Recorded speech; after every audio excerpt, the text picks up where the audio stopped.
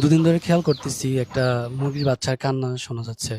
তো খোঁজ নিতে লাগলাম এটা কোথায় কান্না করতেছে বা কোথায় কি।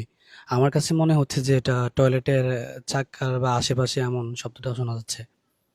তো আমি সাহস নিয়ে বললাম, আচ্ছা ঠিক আছে দেখি এটা, যেহেতু একটা প্রাণী, তারও তো একটা প্রাণ আছে, দেখি এটা কি অবস্থায় আছে, তাকে উদ্ধার করলে হয়তো এর বিনিময়ে আল্লাহ ভালো প্রতিদান দিবে।